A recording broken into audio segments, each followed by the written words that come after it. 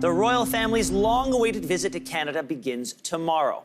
The last time the Duke and Duchess of Cambridge came to Canada was in 2011, just a short time after their wedding. This time, they will have their children in tow, Prince George and Princess Charlotte.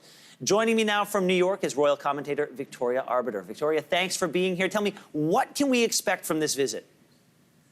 Well, certainly we're going to see a very enthusiastic, relaxed and informal tour. I mean, one of the palace aides has already said not to expect tiaras and show-stopping jewels. That's just not really William and Kate's style.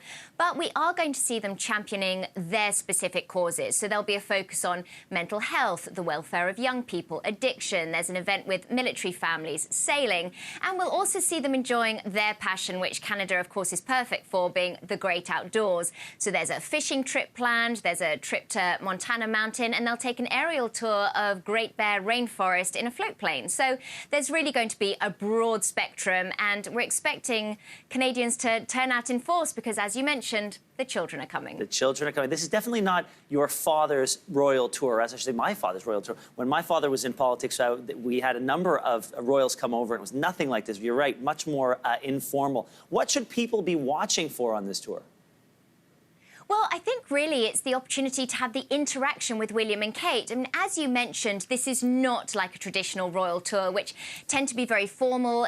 In previous years, royals have tried to cover as much of the country as possible in a very short amount of time. And in 2011, William and Kate largely focused on the East Coast. They did have a quick stop in Calgary as well. This time, the West Coast is having a chance to see William and Kate, and they have said through a spokesperson that they're hoping to meet as many Canadians as possible. So I think we'll see that competitive, fun, playful side of William and Kate when they go fishing, who catches the bigger fish.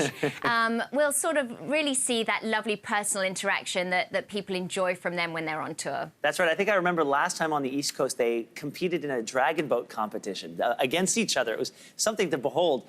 People are so excited to see the kids for the first time, but we know that these schedules can be quite grueling. So what's the impact going to be on the schedule with the fact that they have these children in tow?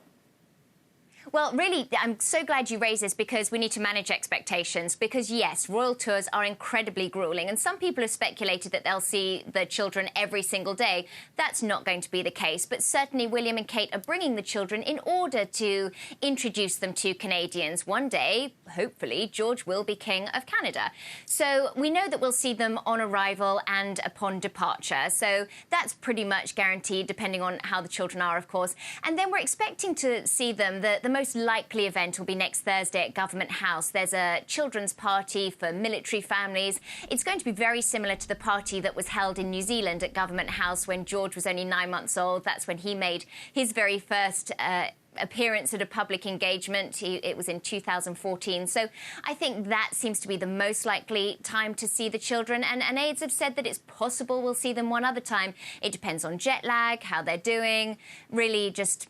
With children, you never know. So that's 3 times. Hopefully we'll have a 4th. That's right. They are royalty, but they are children first and foremost, and they can dictate a lot of a schedule when it comes to a tour like this. Let's talk about the paparazzi and the expectations on this trip. The last time the royals were here were Prince Charles and Camilla in 2014. How is this going to differ from that trip? Well, I think really it's just the level of interest, and this is such a shame. I mean, I hesitate to put it this way, but we do live in somewhat of an ageist society, and poor Charles spent most of his married life to Diana overshadowed by Diana. Now, at this point in his royal career, he's overshadowed by William and Kate. So while Canadians did come out to see them, I don't think it's going to be on quite the same level as William and Kate. And in terms of the paparazzi, when you factor in the children and the fact that Charlotte has really only been seen in a public capacity twice, as far as I can recall, her christening and then again on the balcony at Buckingham Palace during Trooping the Colour this year. So really the paparazzi is, I suppose, the biggest anxiety for William and Kate. When they were in Australia, they had given tremendous access to George, and yet on their day off, there were paparazzi photographs of Kate in the grounds of Government House with George. And so it's balance. It's all balance. And so hopefully paparazzi will behave themselves. Well, Victoria Arbiter, thank you for joining us today. I can tell you've already got me even more excited about this royal visit. Thanks for joining us today on Your Morning. Great.